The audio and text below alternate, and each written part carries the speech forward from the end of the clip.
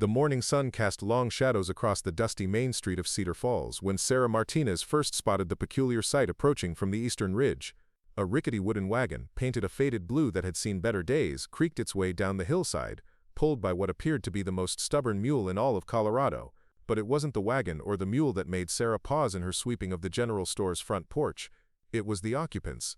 A young woman sat hunched over the reins, her dark hair escaping from beneath a worn straw hat, clutching what looked like a bundle of blankets to her chest.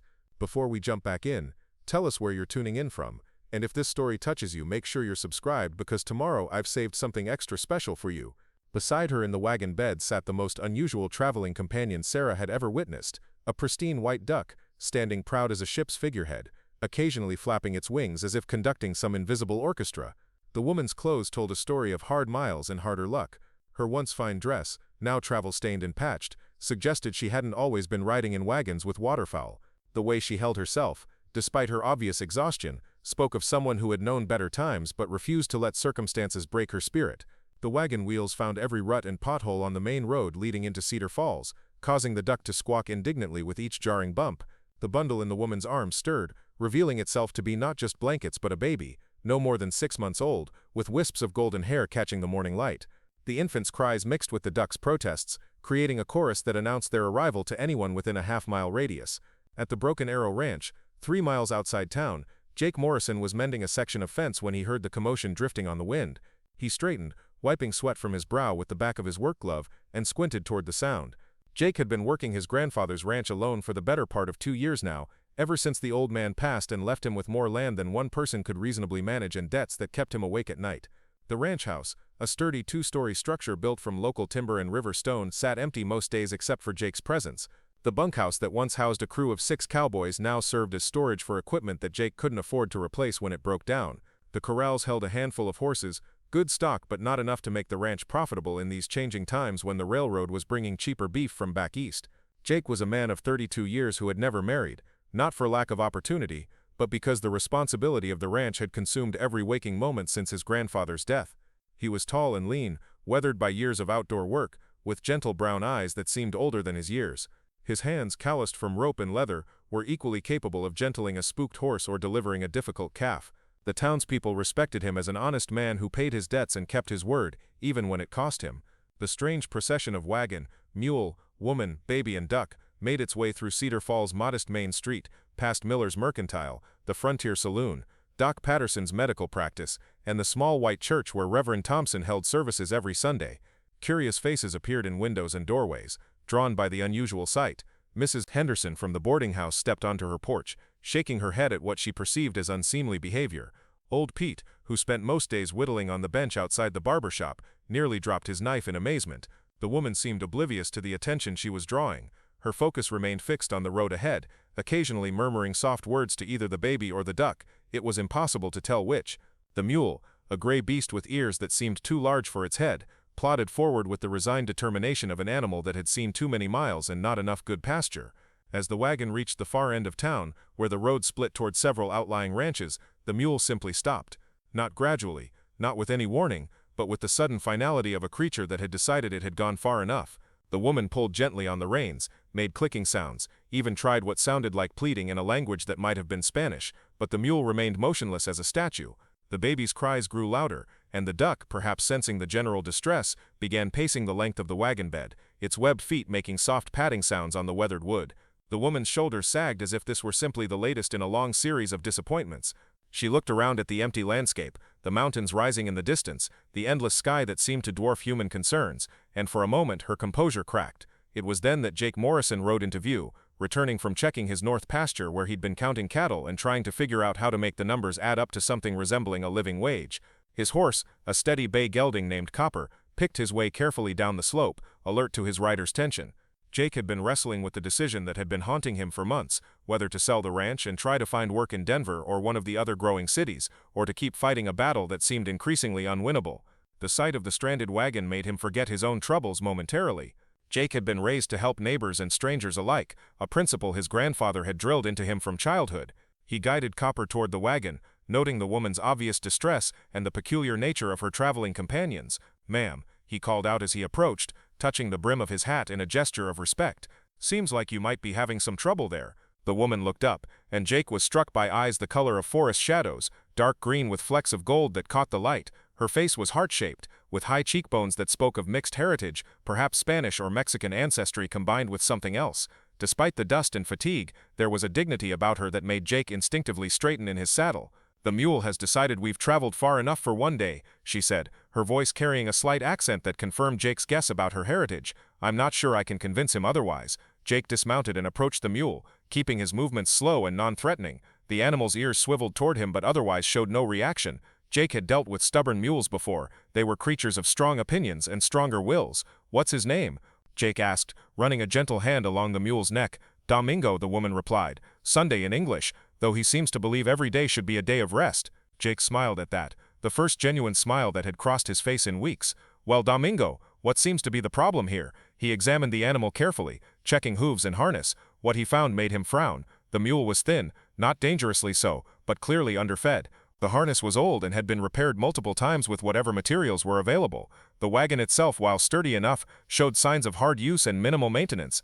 The duck, meanwhile, had waddled to the front of the wagon, and was regarding Jake with bright, intelligent eyes. It was a beautiful bird, pure white with an orange bill, clearly well cared for despite the obvious hardships of travel.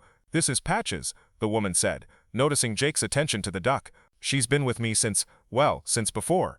Jake didn't ask what before meant, sensing that the story behind this unusual trio was probably complicated and possibly painful.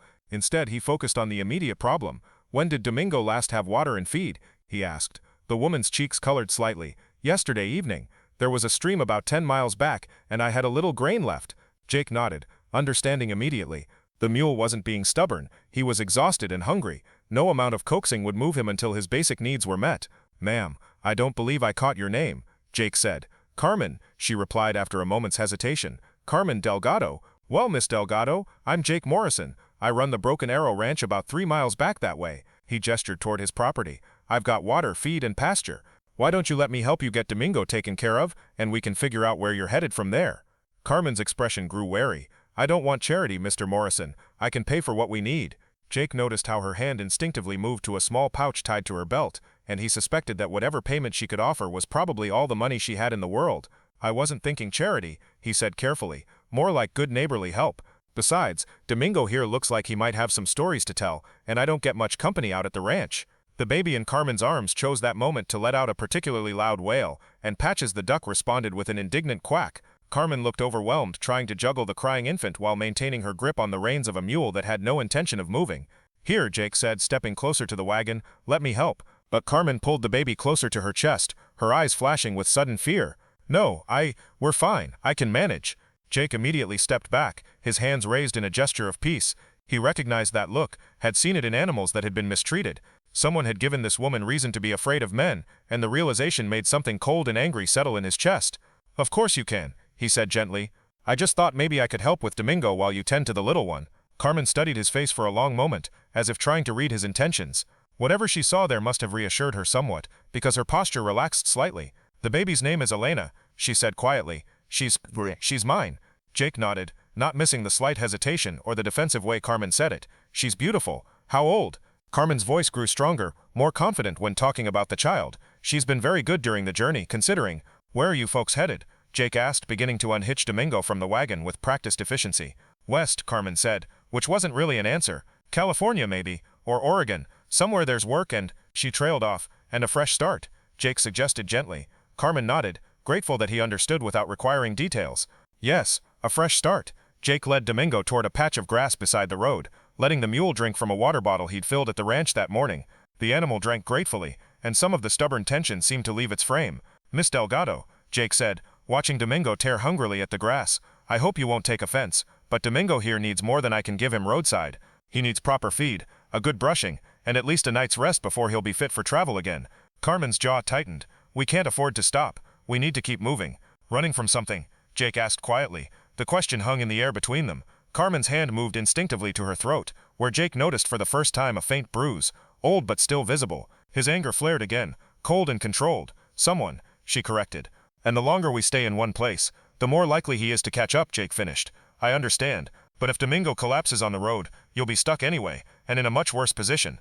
Carmen looked down at Elena, who had finally stopped crying and was gazing up at her with wide blue eyes. Patches had settled down in the wagon bed, tucking her head under one wing in the universal duck posture of trying to ignore chaos. "I can work," Carmen said suddenly. "I can cook, clean, tend animals. I'm not afraid of hard work." Jake studied her carefully. "What kind of work did you do before?" "I helped run a boarding house in Santa Fe. Before that, I worked in my family's restaurant." Carmen's voice carried a note of pride. "I can make bread that will make you forget your own name, and my green chili stew has made grown men weep." Despite everything, Jake found himself smiling again. "That's quite a recommendation." "It's not boasting if it's true," Carmen replied with a flash of spirit that made Jake wonder what she'd been like before whatever had sent her fleeing with a baby and a duck. Jake made a decision that surprised even him. "Miss Delgado, I've got a proposition for you." Carmen's wariness returned immediately. "What kind of proposition?" "The kind that might solve both our problems," Jake said carefully.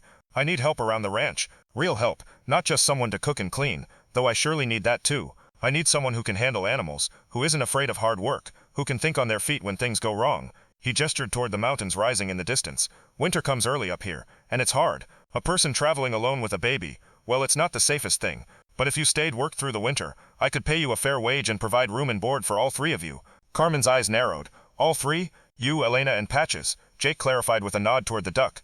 "Though I have to admit, I've never had a duck on the ranch before." "What's the catch?" Carmen asked bluntly. Jake appreciated her directness. "No catch, exactly. But I won't lie to you about what you'd be getting into. The ranch is struggling. I'm behind on the mortgage, short on cattle, and I'm basically a one-man operation trying to do the work of six. If you stay, you'd be working from dawn to dusk 7 days a week. It's hard, dirty, sometimes dangerous work." He paused, watching her reaction. "And there's something else you should know. I don't know who you're running from or why, but if he comes looking, he'll find you. This isn't the kind of place where people can just disappear."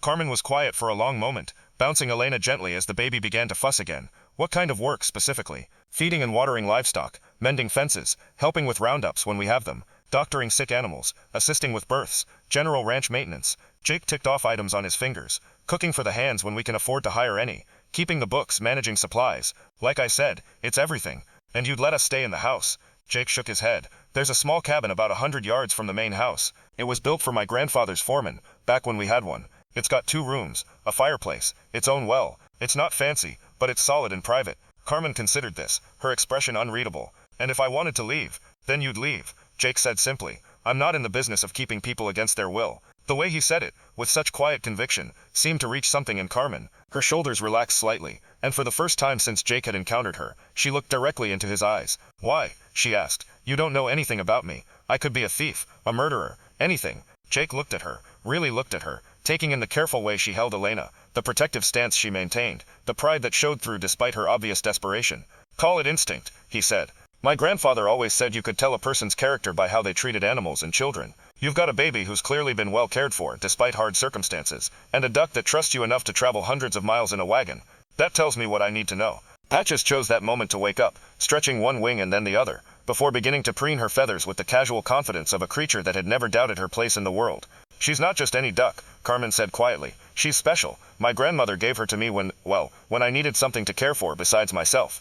Jake sensed there was more to that story, but he didn't push. "Special how?" Carmen almost smiled. "She lays eggs like clockwork, never misses a day, and she's got opinions about everything. You'll see what I mean if we stay. So you'll consider it." Carmen looked around at the endless landscape, the mountains that seemed to promise both shelter and isolation, the vast sky that made human troubles seem small and manageable. "You said you had a proposition. What did you mean? It might solve both our problems." Jake felt heat rise in his cheeks.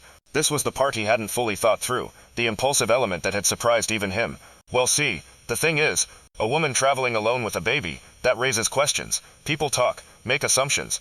But a married woman, that's different, more respectable, more..." Preparing and narrating this story took us a lot of time, so if you are enjoying it, subscribe to our channel, it means a lot to us.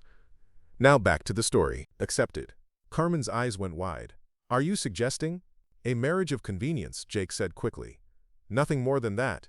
Just on paper, for appearances.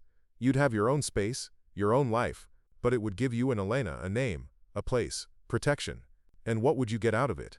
Jake was quiet for a moment, considering how to explain something he wasn't sure he fully understood himself. "Respectability, I suppose? A ranch with a family looks more stable to the bank than a bachelor struggling to make ends meet, and if I'm being honest, the company wouldn't be unwelcome."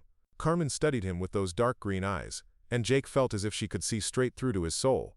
"You're taking an awful risk on strangers." "Maybe," Jake admitted. But sometimes the biggest risk is doing nothing at all. Domingo had finished eating and was now standing peacefully, his earlier stubbornness apparently forgotten. Elena had fallen asleep in Carmen's arms, her tiny fist curled against her mother's chest. Patches had begun exploring the wagon bed, investigating corners with the thoroughness of a creature ensuring her domain remained secure. "I need to think about it," Carmen said finally. "Of course you do," Jake agreed. "But while you're thinking, why don't you let me get Domingo watered and fed properly? You and Elena could rest in the shade, and Patches can stretch her legs a bit." Carmen nodded slowly. "All right, but just for an hour or two." Jake hitched Domingo to the back of his saddle and began leading both animals toward the ranch. Carmen climbed down from the wagon carefully, still holding Elena, and Patches hopped down to waddle beside them with the dignity of a small feathered monarch surveying her new territory. As they walked, Jake found himself stealing glances at his unexpected visitors. Carmen moved with a grace that spoke of better times, but there was a wariness in the way she constantly scanned their surroundings, a tension that suggested she was always ready to run. Elena seemed content in her mother's arms, occasionally making soft baby sounds that made Patches cock her head curiously. The Broken Arrow Ranch spread out before them as they crested a small rise, and Jake tried to see it through Carmen's eyes. The main house was solid but needed paint. The barn was functional but showed its age. The corrals and outbuildings were in good repair, testament to Jake's efforts to maintain what his grandfather had built, but everything had the slightly worn look of a place where there was never quite enough money to fix everything that needed fixing. "It's beautiful," Carmen said quietly, and Jake looked at her in surprise.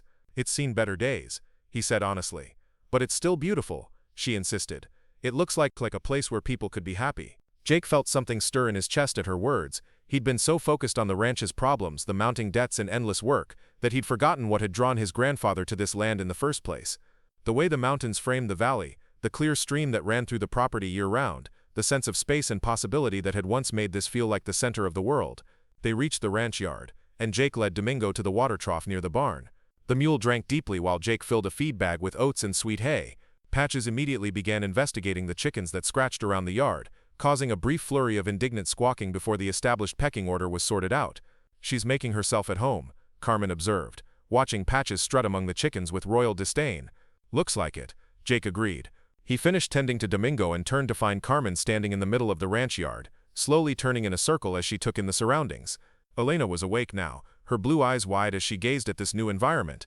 "The cabin I mentioned is just over there," Jake said, pointing to a small structure nestled among a grove of cottonwood trees. "Would you like to see it?" Carmen nodded, and they walked toward the cabin together. It was smaller than the main house but well built, with a covered porch and windows that would let in plenty of light. Jake pushed open the door, hoping he remembered the interior correctly. The cabin was dusty from disuse but structurally sound. The main room held a stone fireplace, a small kitchen area and space for a table and chairs.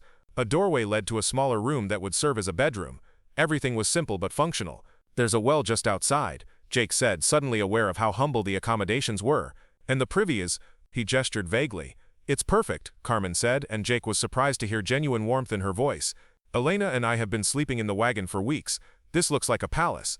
She walked to the window and looked out at the view of the mountains. "How long has it been empty?" "About a year.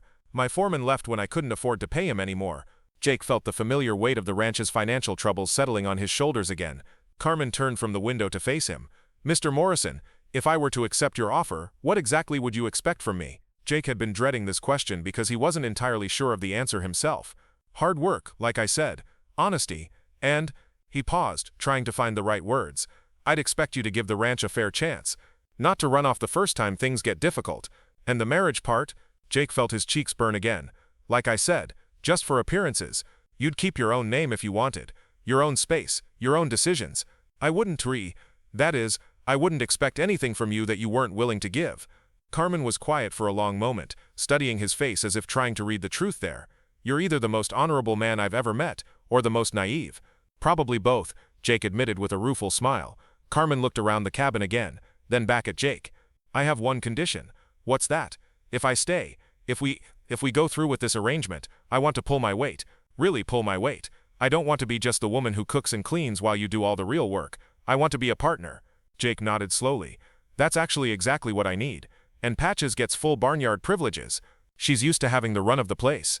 Despite everything, Jake found himself chuckling. "I think the chickens will adjust." Carmen shifted Elena to her other arm and extended her right hand toward Jake. "All right, Mr. Morrison, you've got yourself a deal." Jake took her hand, surprised by the strength of her grip and the calluses that spoke of years of hard work. "Just Jake," he said. If we're going to be partners, might as well be on a first-name basis. Jake, Carmen repeated, as if testing how the name felt. And I'm Carmen, not Miss Delgado. They shook hands solemnly, sealing an agreement that both of them suspected was either the best decision they'd ever made, or the worst. Elena chose that moment to let out a happy gurgle, as if approving of the arrangement, and from outside came the sound of Patches quacking imperiously at something that had dared to displease her. Well, Jake said, looking around the dusty cabin, I guess we'd better get this place cleaned up. If you're going to be living here, it should probably be habitable. Carmen smiled, the first genuinely relaxed smile Jake had seen from her. I've got some experience with making the best of rough situations. As they began planning how to make the cabin livable, Jake found himself wondering what he'd gotten himself into. He'd gone from a solitary rancher facing financial ruin to a man with a family to provide for, all in the space of a single conversation. It should have terrified him, but instead, he felt something he hadn't experienced in months: hope. Outside, Patches had established herself as the undisputed queen of the barnyard, and Domingo was contentedly munching hay in the shade of the barn. The sun was climbing higher, promising another hot day, but for the first time in longer than he could remember, Jake Morrison wasn't dreading what lay ahead. Carmen was studying the cabin's interior with the critical eye of someone accustomed to making the most of limited resources. We'll need to scrub everything down first, she said practically. Check for any damage that needs fixing. Then we can see about making it comfortable. I've got cleaning supplies up at the house, Jake offered, and there's furniture in the barn that used to be in here. Nothing fancy but serviceable. Fancy isn't what we need, Carmen replied. We need functional. Jake liked the way she said we, as if she'd already decided they were in this together. It had been so long since he'd had someone to share decisions with, to plan with, that he'd almost forgotten what it felt like. Carmen, he said suddenly, struck by a thought that should have occurred to him earlier. The person you're running from. How hard is he likely to look? Her expression grew serious again. Hard enough. But he's a city man, used to getting his way through money and influence. Out here, she gestured toward the vast landscape surrounding them. Out here those things don't carry as much weight. Jake nodded, understanding more than she might have expected. Money and influence can reach pretty far, but they can't change the fact that this is hard country. A man who's never dealt with anything more challenging than a difficult business negotiation might find himself out of his depth. That's what I'm counting on, Carmen said quietly. Elena had been remarkably patient during their conversation, but now she began to fuss, and Carmen bounced her gently.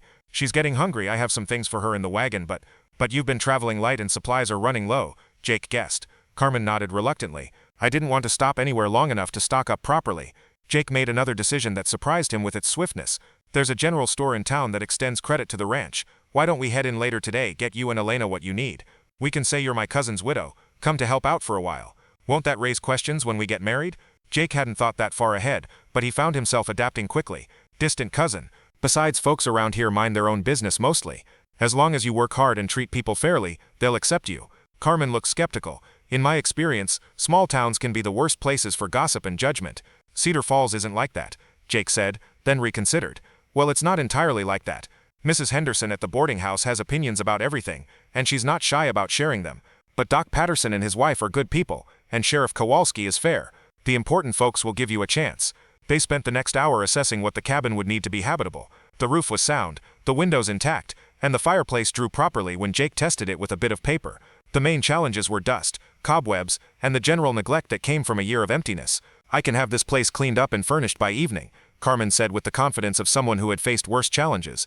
We can have it cleaned up, Jake corrected. Like you said, partners. Carmen looked at him with something that might have been the beginning of trust. All right, partners. As they walked back toward the wagon to collect Carmen's belongings, Jake found himself thinking about the strange turns life could take. This morning he'd been a struggling rancher facing the possibility of losing everything his grandfather had built. Now he was contemplating marriage to a woman he'd known for less than 3 hours, becoming an instant father to a baby, and apparently sharing his property with a duck with strong opinions about barnyard hierarchy. Any reasonable person would say he'd lost his mind. But as he watched Carmen gently settle Elena in the wagon while Patches supervised the proceedings with regal authority, Jake found himself thinking that maybe, just maybe, he was about to discover what he'd been missing all these years of working alone. The sun was approaching its zenith, and there was work to do. But for the first time in longer than he could remember, the work felt like something more than just survival. It felt like building something, creating something, making a life rather than just getting through another day. Carmen climbed back onto the wagon seat, and Jake mounted Copper. As they began the short journey back to the ranch house to collect cleaning supplies, Jake realized that everything had changed in the space of a few hours. Yesterday, the Broken Arrow Ranch had been a burden he carried alone. Today it was becoming something else entirely. A home. And as Patches settled herself in the wagon bed with the satisfied air of a creature who had found exactly what she'd been looking for, Jake Morrison allowed himself to believe that sometimes the most unlikely solutions turned out to be exactly what everyone needed. 3 weeks had passed since Carmen Delgado and her unusual companions had made the Broken Arrow Ranch their home, and the transformation was nothing short of remarkable. The small cabin that had sat empty and neglected for over a year now showed signs of life at every turn.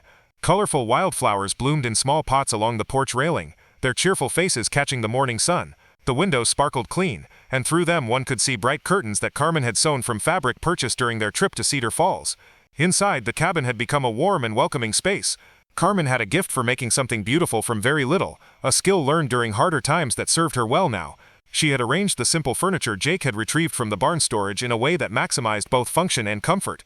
A rocking chair sat near the fireplace, perfect for feeding Elena during the cooler evenings. The small kitchen area was organized with military precision, every pot and utensil in its designated place. Elena had adapted to ranch life with the resilience that only babies seem to possess. She now slept soundly through the sounds of cattle lowing and roosters crowing, and had developed a particular fascination with watching Patches waddle around the barnyard from her spot on a blanket spread in the shade. The baby's hair had grown lighter in the mountain sun, and her cheeks had filled out thanks to Carmen's improved nutrition and reduced stress. Patches, meanwhile, had established herself as the undisputed ruler of the barnyard hierarchy. The chickens had learned to give her a wide berth during her morning patrols, and even Jake's border collie Rex treated the duck with a respect that bordered on reverence. True to Carmen's word, Patches laid an egg every single day without fail, depositing it in the nest she had claimed in the corner of the barn with the pride of a creature fulfilling an important duty. But it was the change in the ranch itself that was most striking. Jake had been skeptical when Carmen insisted she could handle the physical demands of ranch work, but she had proven herself in ways that continued to surprise him. She had a natural way with animals that went beyond mere competence. Horses that had been skittish with Jake became calm and cooperative under Carmen's gentle but firm handling. She could spot a sick calf from 50 yards away, and seemed to know instinctively what needed to be done. Her skills with the business side of ranching had been equally impressive. Within a week of her arrival, Carmen had reorganized Jake's chaotic record-keeping system, creating a simple but effective method for tracking expenses, inventory, and animal health records. She had suggested several cost-saving measures that Jake hadn't considered, like buying feed in bulk with the cooperation of neighboring ranches, and had identified several areas where they were losing money through inefficiency. The morning routine they had developed worked like a well-oiled machine. Jake would rise before dawn to begin the daily chores, while Carmen fed and changed Elena before joining him in the barn. She would bring Elena with her in a clever sling she had crafted from canvas and rope, leaving her hands free to work while keeping the baby close and secure. Patches would supervise these morning activities from her perch on a hay bale, occasionally offering commentary in the form of soft quacks when something didn't meet her standards. On this particular morning in late August, Jake was repairing a section of fence in the east pasture when he heard the sound of hoofbeats approaching at speed. He straightened, wiping sweat from his forehead with his sleeve, and saw Sheriff Kowalski riding hard toward the ranch.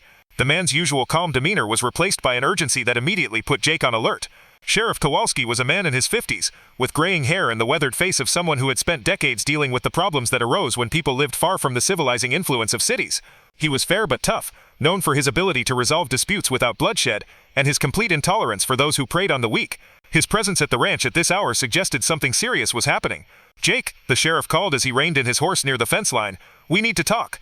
Jake set down his tools and walked over to meet him. "What's going on, Tom?" Sheriff Kowalski glanced around the ranch, his eyes taking in the signs of recent improvements and increased activity. "Got a visitor in town yesterday. Man from back east, well-dressed, asking questions about a woman traveling with a baby. Said he was looking for his wife." Jake felt his blood turn cold. "What kind of questions?" "The kind that made me uncomfortable," the sheriff replied grimly. "Man had money, that was clear, offered substantial rewards for information. But there was something about him." He shook his head. "Something that didn't sit right. The way he talked about this woman, like she was property that had been stolen from him." "What did you tell him?" "Nothing useful," Sheriff Kowalski said firmly. "Told him I hadn't seen anyone matching that description, which was technically true since I've only seen your cousin Mary's widow helping out here." He gave Jake a meaningful look. "But Jake, this man isn't going to give up easily. He's got resources and he's determined. If the woman he's looking for is here, she needs to know." Jake nodded grimly. "I appreciate the warning, Tom. There's more," the sheriff continued. He wasn't alone. Had 2 men with him, the kind you hire when you need problems solved quietly. They were asking different questions, the kind about back roads and isolated properties. They're planning to search the area systematically. The implications hit Jake like a physical blow. Carmen had been right to be afraid. This wasn't just a man trying to reclaim a runaway wife. This was someone with the resources and ruthlessness to hunt her down wherever she might run. "How long do we have?" Jake asked. "Hard to say. They're starting with the properties closest to town, working their way out. Figure maybe a week before they reach the Broken Arrow, possibly less, if they get information that points them this way." Jake looked back toward the ranch house, where he could see Carmen hanging laundry on the line while Elena played with Patches in a makeshift pen Carmen had constructed from chicken wire and wooden posts. The scene was so peaceful, so domestic, that it was hard to believe danger was approaching. "Thanks for the warning," Jake said. "I owe you." Sheriff Kowalski studied Jake's face carefully. "This woman, she's more than just your cousin's widow, isn't she?" Jake met his gaze steadily. "She's family now. That's all that matters." The sheriff nodded slowly. "Family deserves protection. But Jake, if this man has legal claim to that baby—" "He doesn't," Jake said with a certainty that surprised even him. "Whatever legal documents he might have, that child belongs with her mother. Anyone with eyes can see that. Courts don't always see things the way they should," Sheriff Kowalski warned. "Rich man with good lawyers can make a lot of trouble, even when he's in the wrong." "Then we'll have to make sure it doesn't come to that," Jake replied grimly. After the sheriff rode away, Jake stood by the fence for several minutes, trying to figure out how to tell Carmen what he'd learned. He'd seen how much more relaxed she'd become over the past few weeks, how the constant tension had slowly left her shoulders, how she'd begun to smile more freely and laugh at Patches' antics. The thought of destroying that fragile piece made his chest tight with anger and frustration, but she had a right to know. More than that, she needed to know so she could make her own decisions about what to do next. Jake found Carmen in the vegetable garden she had started behind the cabin, carefully tending the tomato plants that were just beginning to show the first blush of ripeness. Elena sat in her sling against Carmen's chest, contentedly chewing on a wooden spoon while watching her mother work. Patches was nearby, having apparently appointed herself guardian of the garden against any insects foolish enough to threaten the plants. "Carmen," Jake said softly, not wanting to startle her. She looked up and immediately her expression grew concerned. "What's wrong? You look like you've seen a ghost." Jake crouched down beside her, unconsciously reaching out to stroke Elena's soft hair. The baby smiled at him and offered her wooden spoon, which Jake accepted with mock solemnity. "Sheriff Kowalski was just here," Jake said carefully. "There's a man in town asking questions, looking for a woman traveling with a baby." All the color drained from Carmen's face. She sat back on her heels, one hand instinctively moving to protect Elena.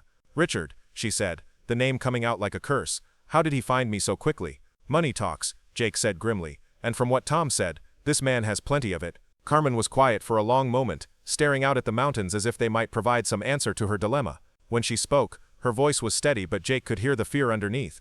"I knew this day would come. I thought maybe we'd have more time." She looked down at Elena, who was still happily playing with the spoon, oblivious to the danger approaching. "What did the sheriff tell him?" "Nothing. Tom's a good man, and he doesn't like the feel of this situation any more than I do." Jake hesitated, then added, "But Carmen, he's not just asking questions, he's brought men with him, the kind who solve problems with violence." Carmen's jaw tightened, and Jake saw a flash of the steel core that had allowed her to survive whatever had driven her from her previous life. "Then we need to be ready for them." "We?" Jake asked. Carmen looked at him with surprise. "You don't have to fight my battles, Jake. I can take Elena and Patches and move on, find somewhere else to disappear." "Like hell," Jake said, the vehemence in his voice surprising them both. "Carmen, you're not running anymore. This is your home now, yours and Elena's. If this bastard wants to take you away from here, he's going to have to go through me first." Carmen stared at him for a long moment, and Jake saw tears gathering in her eyes. "Why?" she asked softly.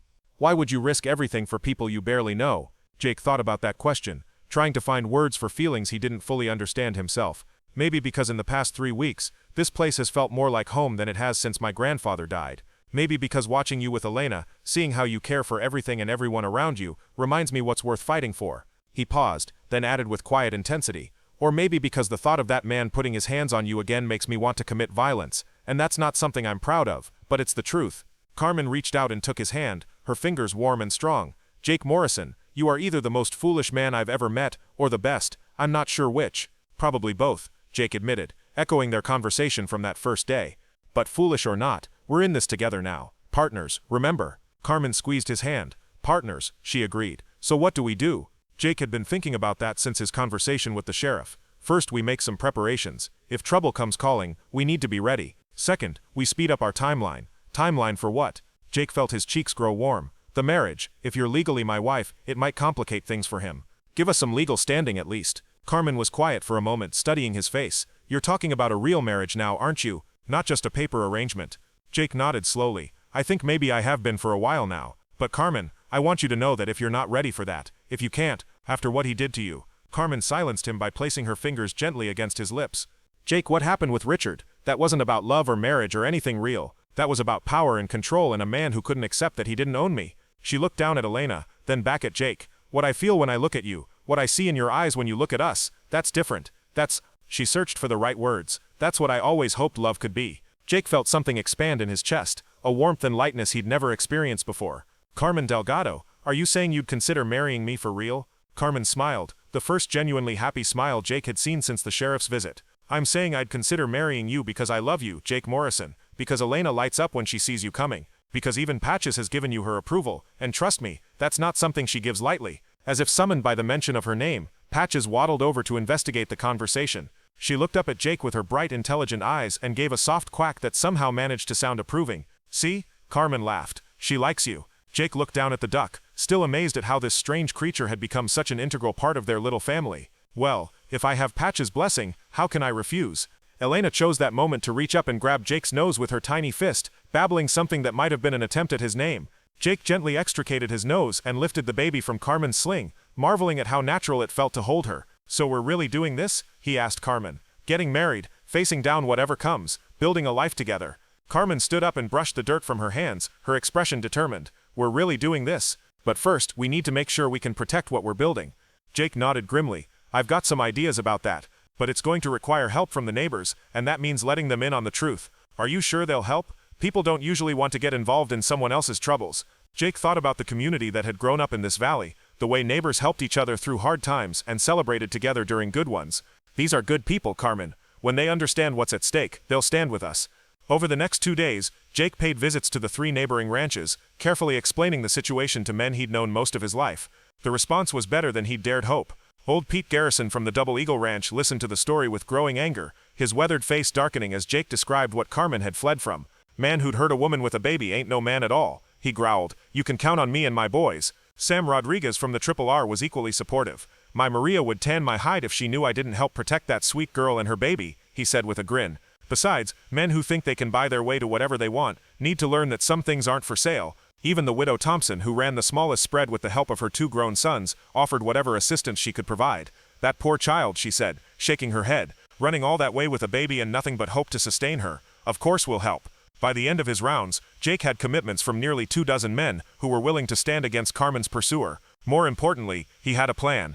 Meanwhile, Carmen was making her own preparations. She had taken Elena and Patches to visit each of the neighboring wives, ostensibly to get to know her new neighbors, but actually to assess where she might be able to hide if things went badly. The women had welcomed her warmly, and several had made pointed comments about how nice it was to see Jake looking happy for a change. Mrs. Rodriguez had been particularly direct. That man of yours, he's been carrying the weight of the world on his shoulders since his grandfather passed. First time I've seen him smile in months. You're good for him, mija. Carmen had found herself blushing at the assumption that she and Jake were already together in every sense, but she hadn't corrected the misconception. Soon enough it would be true. On Thursday evening, as they sat on the porch after a long day of work, Jake brought up the subject that had been on both their minds. Reverend Thompson could perform the ceremony this Sunday after services, he said, trying to sound casual about it. That is, if you're sure about this. Carmen looked out at the setting sun painting the mountains in shades of gold and purple. Elena was asleep in her arms, and Patches was settling down for the night in her favorite spot near the porch steps. I'm sure, she said quietly. Are you? Jake thought about the question seriously. 3 weeks ago he'd been a bachelor rancher with nothing but problems and debts. Now he was preparing to marry a woman he'd known for less than a month, take on the responsibility of raising a child, and potentially fight off dangerous men who wanted to take his family away. By any rational measure, it was insane. I've never been more sure of anything in my life, he said, and meant it completely. Carmen smiled and leaned against his shoulder. Then I guess we're getting married on Sunday. They sat in comfortable silence as the stars began to appear in the darkening sky. Tomorrow would bring new challenges, and danger was approaching with each passing day. But tonight they were simply a family sitting on their porch, planning a future together. Patches gave a contented sigh and tucked her head under her wing, apparently satisfied that all was well in her domain. Elena stirred slightly in Carmen's arms but didn't wake, secure in the knowledge that she was safe and loved. And Jake Morrison, who had spent so many evenings alone on this porch wondering if he was strong enough to save the ranch his grandfather had built, now found himself thinking not about what he might lose but about everything he had to gain. Friday morning brought news that made their urgent timeline even more critical. Jake was in the barn early, checking on a mare who was close to foaling, when he heard the sound of a horse approaching at speed. He emerged from the stall to find Tommy Martinez, the youngest of the Rodriguez boys, sliding down from his lathered horse. Mr. Morrison, the 16-year-old panted, Papa sent me to warn you. Those strangers, they were at our place yesterday evening, asking questions. They know someone's been asking about buying supplies for a woman and baby in town. They're getting close. Jake felt his stomach drop. How close? Papa thinks maybe tomorrow, Sunday at the latest. They're working their way through all the ranches now. Not just asking questions but searching. Papa told them we hadn't seen anyone. But, Tommy shrugged helplessly. Jake clapped the boy on the shoulder. You did good, Tommy. Tell your papa we appreciate the warning. After Tommy rode away, Jake stood in the barn trying to think through their options. They could run, try to get Carmen and Elena away before the men arrived, but running would mean giving up everything they'd built together, and it would only delay the inevitable. Rich men with resources didn't give up easily, and Carmen would spend the rest of her life looking over her shoulder. No, running wasn't the answer. They would make their stand here on ground of their own choosing with friends and neighbors to support them. Jake found Carmen in the kitchen, preparing lunch while Elena played on a blanket on the floor. Patches was inside today, having apparently decided that her supervisory duties extended to indoor activities as well. We need to move up the timeline, Jake said without preamble. Tommy Rodriguez just brought word that they'll probably be here by tomorrow. Carmen's hand stilled on the bread she was slicing. Then we'd better get married today. Jake blinked in surprise. Today?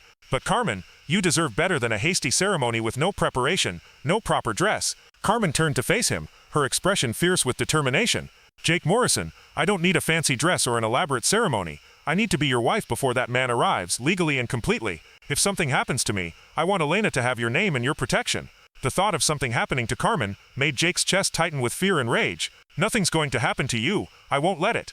You can't control everything, no matter how much you want to, Carmen said gently. But we can control this. We can make sure that no matter what comes, Elena and I are legally part of your family. Jake nodded slowly, understanding the practical wisdom behind her urgency, even as part of him mourned the romantic wedding he'd begun imagining for them. All right, he said, I'll ride to town and talk to Reverend Thompson, see if he'll perform the ceremony this afternoon. I'll come with you, Carmen said immediately. Carmen, if those men are in town, then they'll see a rancher and his wife running errands together. Nothing suspicious about that. Carmen's tone brooked no argument. Besides, if we're getting married today, I need a few things from the general store. 2 hours later, they were driving into Cedar Falls in Jake's wagon, with Domingo tied behind and Patches riding regally in the wagon bed like some feathered queen surveying her domain. Elena sat in Carmen's lap, wide-eyed at the bustling activity of the town. Reverend Thompson was surprised by their request but readily agreed to perform the ceremony. I have to say, Jake, it does my heart good to see you settling down. Your grandfather would be proud. At the general store, Carmen purchased a simple blue dress that complemented her eyes and a small bouquet of silk flowers. Jake bought a new white shirt and a proper necktie, feeling suddenly nervous about the commitment they were about to make. As they loaded their purchases into the wagon, Jake noticed 2 men standing outside the saloon, watching them with more interest than casual curiosity warranted. They were well-dressed but had the hard look of men accustomed to violence. One of them, a tall man with cold gray eyes, seemed to be studying Carmen intently. Don't look back, Jake murmured to Carmen as he helped her into the wagon. But I think we've been spotted. Carmen's grip on Elena tightened slightly, but her voice remained steady. Then we'd better hurry. The ceremony took place in the small church as the afternoon sun slanted through the stained glass windows, casting colored light across the simple wooden pews. Pete Garrison and his wife served as witnesses, and Mrs. Garrison had somehow managed to produce a small wedding cake from her kitchen despite the short notice. Carmen looked beautiful in her simple blue dress, her dark hair braided with small white flowers that Mrs. Garrison had picked from her garden. Jake had never seen anything more lovely than the sight of her walking down the short aisle toward him, Elena in her arms and a smile on her face that was both shy and radiant. Reverend Thompson kept the ceremony brief but meaningful, speaking about the commitment of marriage and the blessing of family. When he asked Jake to repeat his vows, the words came from his heart rather than mere tradition. I, Jake Morrison, take you, Carmen Delgado, to be my wife, to have and to hold from this day forward, for better, for worse, for richer, for poorer, in sickness and in health, to love and to cherish, till death do us part. Carmen's voice was clear and strong as she made her own promises, adding words that weren't part of the traditional ceremony but spoke to their unique situation. I promise to stand with you, to work beside you, and to make our home a place of love and peace for as long as we both shall live.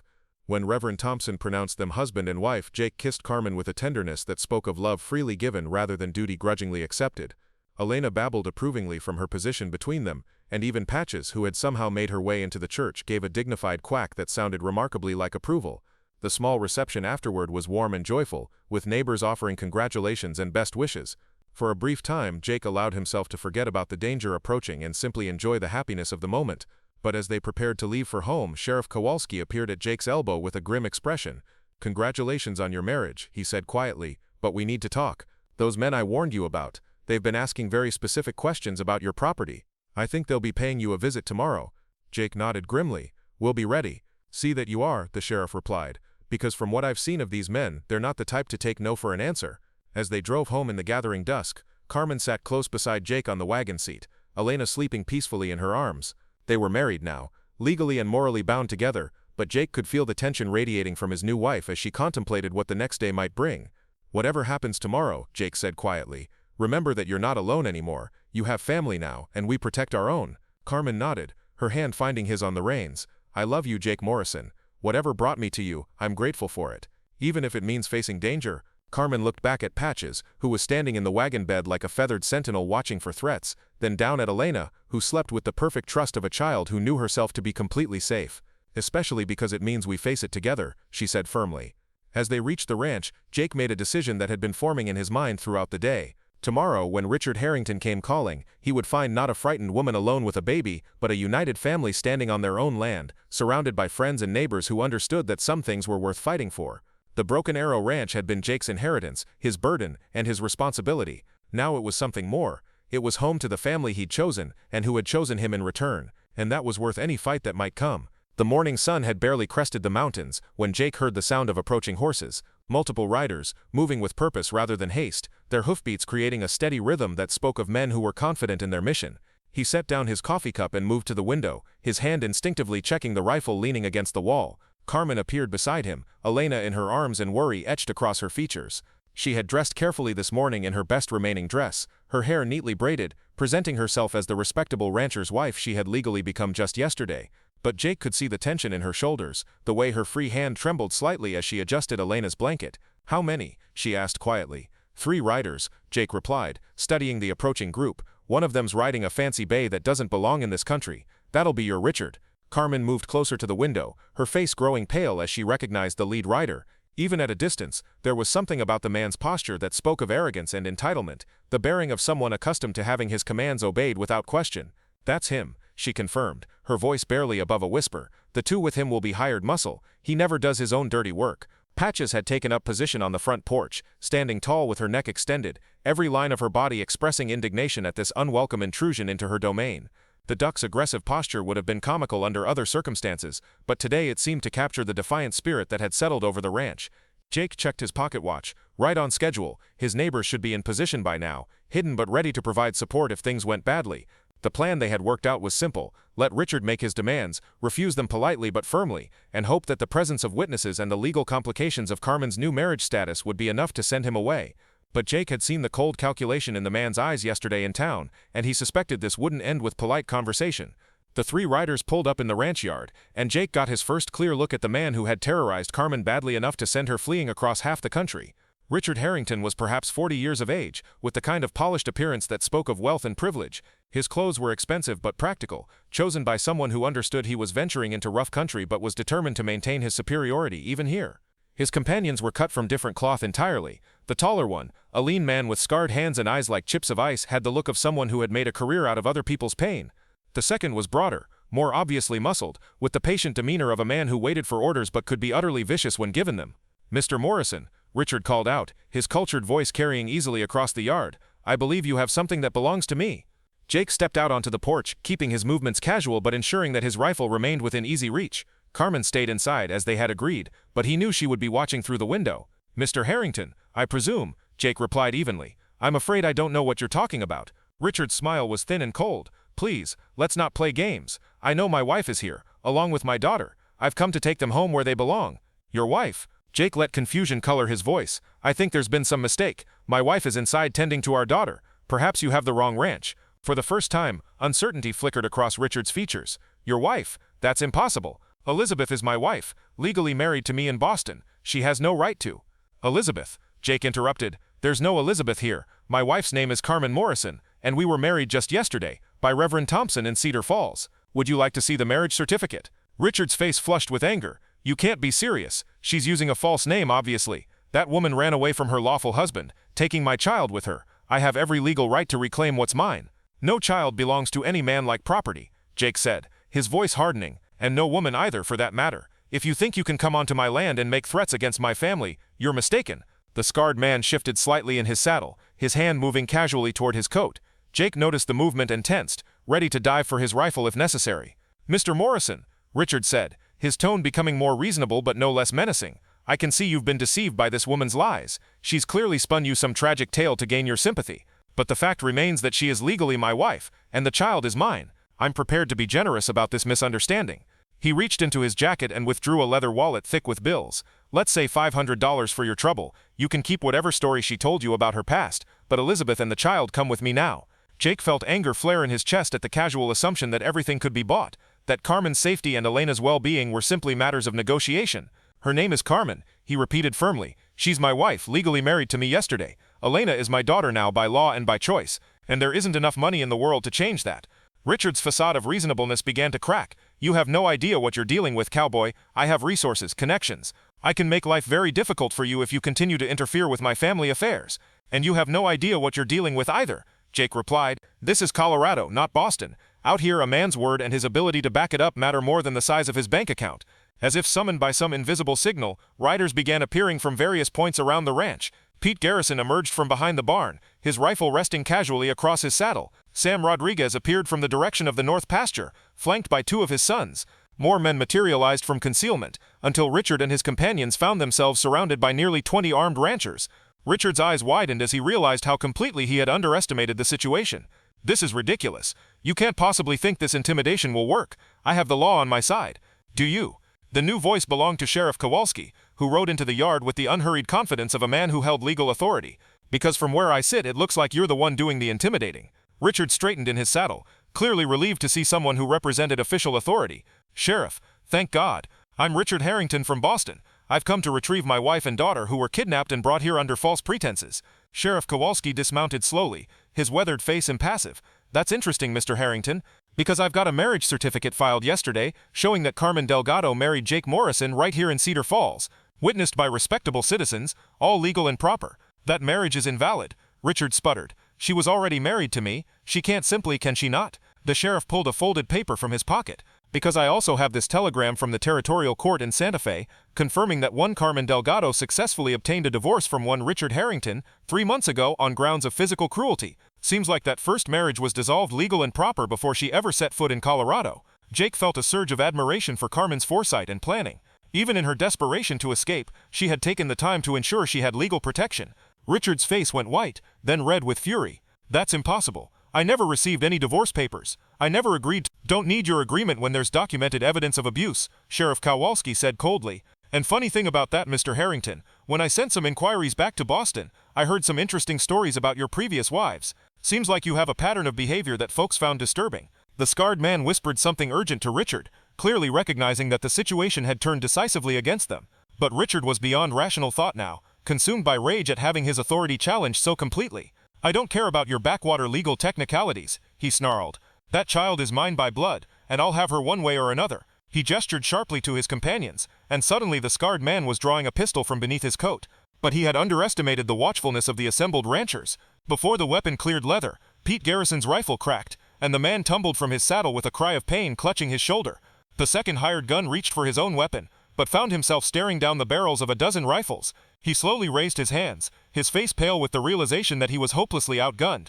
Richard looked around wildly, seeing his carefully laid plans crumbling into disaster. This isn't over, he raged. I have resources, influence. I'll be back with federal marshals, with court orders. You'll be back with nothing, Sheriff Kowalski interrupted. Because you're under arrest for attempted kidnapping, conspiracy to commit assault, and threatening the peace. Your injured friend there is going to jail too, and his partner can ride out of here right now if he's got any sense. The unwounded gunman didn't need to be told twice. He wheeled his horse around and spurred it toward the road, leaving his employer and wounded companion behind. Carmen chose that moment to step out onto the porch, Elena in her arms and Patches at her feet. She looked every inch the respectable rancher's wife, dignified and unafraid despite the chaos in the yard. Hello, Richard, she said calmly. I see you met my husband. Richard stared at her with a mixture of rage and disbelief.